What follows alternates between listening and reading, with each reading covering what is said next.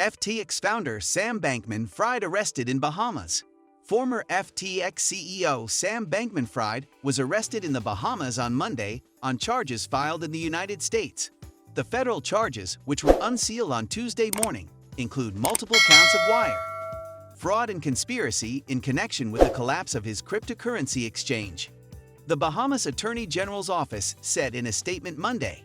The arrest of Bankman-Fried followed receipt of formal notification from the U.S. that it has filed criminal charges against Sam Bankman-Fried and is likely to request his arrest warrant. The United States Attorney's Office for the Southern District of New York confirmed Bankman-Frued's arrest, saying the arrest was based on a grand jury indictment. The Southern District of New York stated, "We expect to move to unseal the indictment in the morning and will have more to say at that time." Bankman-Fried, also known by his initials Sam Bankman-Fried, was charged with 7 counts in the grand jury indictment.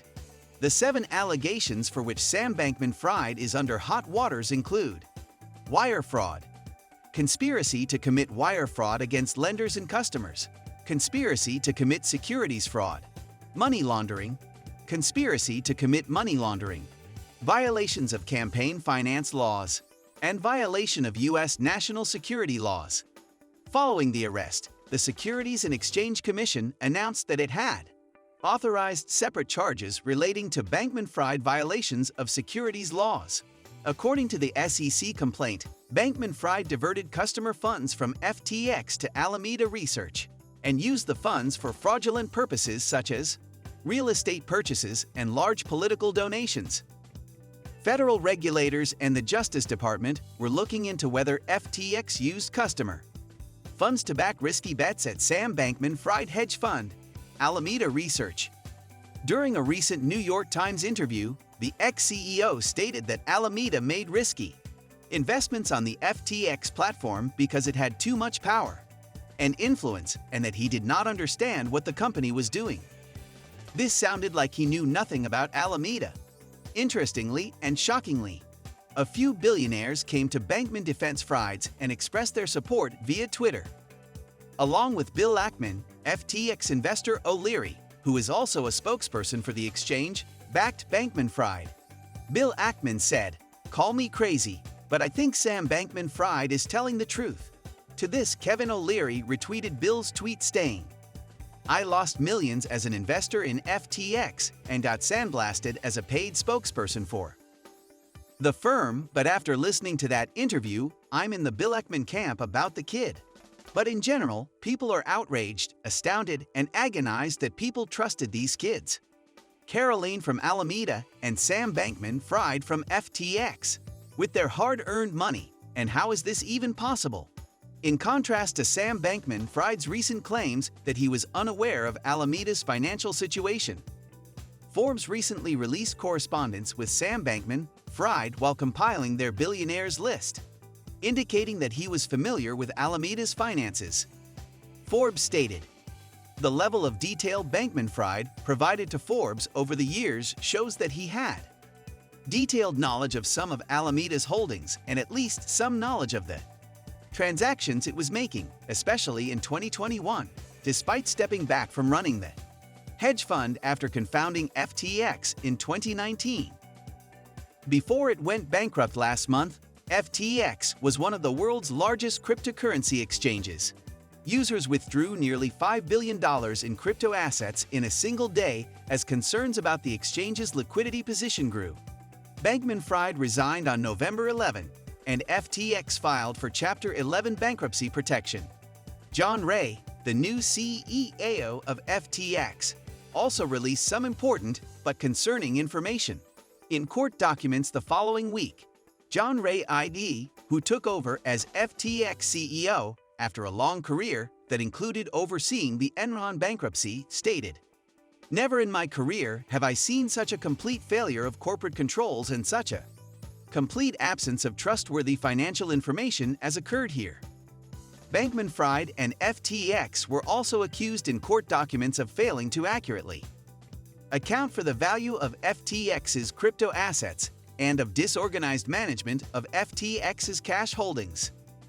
One of the most deeply embedded failures of the FTX com company in particular is the lack of long-term decision-making records.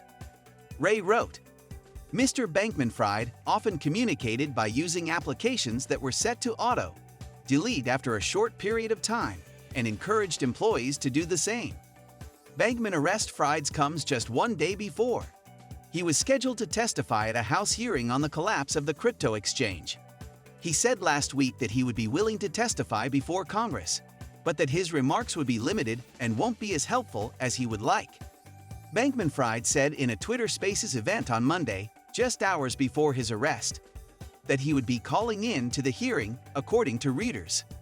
Bankman-Fried was excluded from the witness list for Tuesday's hearing following his arrest, whereas Ray is still scheduled to appear in court. Maxine Waters, the chairwoman of the House Financial Services Committee, issued a statement saying she was surprised by the arrest. It's past time to start the process of bringing Mr. Bankman-Fried to justice, Waters said.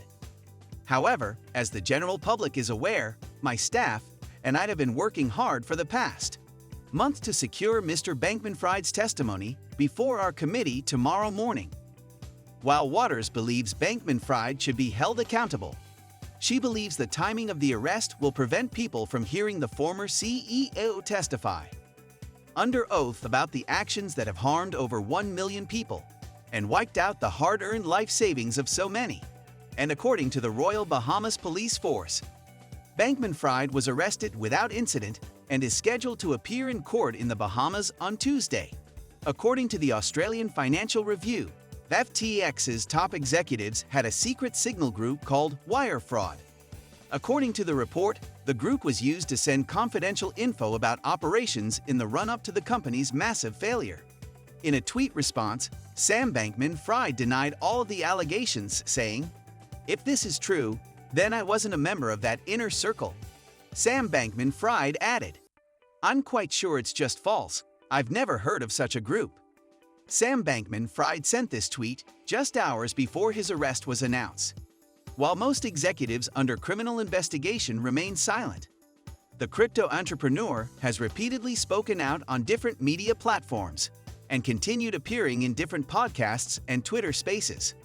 According to Mariotti, this may have prompted prosecutors to act quickly in order to avoid Sam Bankman-Fried muddying the waters of a potential case with repeated wild claims that he was misdirected and had made mistakes. But has Sam Bankman-Fried admitted to all of these fraudulent activities? On the Unusual Whales podcast, he initially denied knowing that customer funds had been transferred from FTX to Alameda without permission, but later expressed doubt. Kind of vaguely knew, sort of maybe, on a qualitative level, what was going on. That's all about Sam Bankman-Fried's story today. Subscribe to our channel to stay up to date on the latest developments regarding the FTX crash. We hope you enjoyed the video and we'll see you in the next video with lots of new information. Until then, bye.